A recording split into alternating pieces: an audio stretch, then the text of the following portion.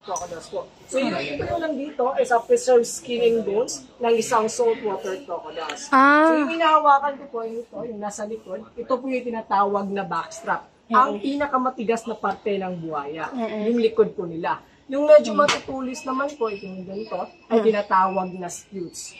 Pwede niyo pong hawakan, ma'am, para malaman niyo kung gaano nga ba ito katigas.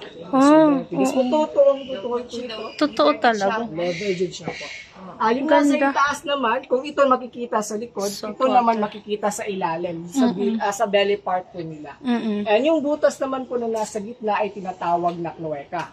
Ang cloaca po, dyan po lumalabas ang kanilang dumi, ihi at reproductive system ng buhaya. And dyan rin po natin malalaman ang kanyang gender. Kasi lahat po ng buhaya may cloaca, and same lang po sila ng mukha. So ang way po namin para malaman, we do the sexing. Ang sexing po is yung pagtapa ng kanyang cloaca. So ini-insert po namin yung aming kamay dyan. If may flat or something na malambot, yun po ay babae. Kapag may something na rough or matigas, yun naman po is lalaki. So ganun po yung way para ma-identify. Pero hindi gantong kalaki na buhaya yung pag-sexing, yung medyo maliit pa kasi baka lamunin ka na niyan. Also we have other snake. Ano naman po ito? Non-venomous. Ito po yung tinatawag na corn snake. Totoo yan? Yes po, totoo. It's real? Ito po yung mukha niya, ma'am. Hindi lang talaga siya, ma'am. Parang hindi talaga siya totoo kasi yung kulay niya. Oo nga, parang hindi totoo. So, diurnal naman po siya. Mas active siya sa umaga kesa sa gabi. And, ganito lang po ang kanyang totoong laki. Hindi na siya lalaki pa katulad ng sawa or yung Burmese python. So, ganito lang po siya. Corn snake yung tawag sa kanya. Kasi corn snake kasi yung habitat niya kasi is corn farm. And hindi ito makikita sa Pilipinas kundi sa Eastern USA like Florida and Kentucky. Or tinatawag rin po siyang red rat snake. And speaking of non-venomous, we also have here the highly venomous snakes in the world or locally known as balakot or king cobra. King cobra. Ito ang tsura ng king cobra. Okay. 15 to 30 minutes po kapag nakagat tayo ng king cobra, pwede agad tayong mawala ng buhay. Ganun po sila ka-highly venomous. And isa sa mga rason kung bakit siya tinawag na king cobras, kasi yung diet kasi ng cobra, especially king cobra, is snakes din po. 90% of their diets are snakes. So, talaga? snakes din po yung pinakain niya.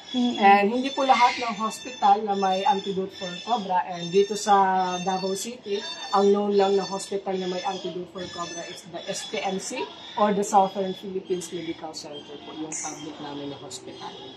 And we also have preserves anatomy of Mindanao brown deer or locally known as Utsak sa Tagalog. Binaw naman po sa Bisaya. Totoong ano yan? Totoong skull. Makikita po natin yung buhay po. And are you familiar with toko? Toko, oo. Ano yung characteristic ng toko po? Yung kadalasan natin makikita o narinig. Sa gabi. Maingay po. Maingay. Nagtoko.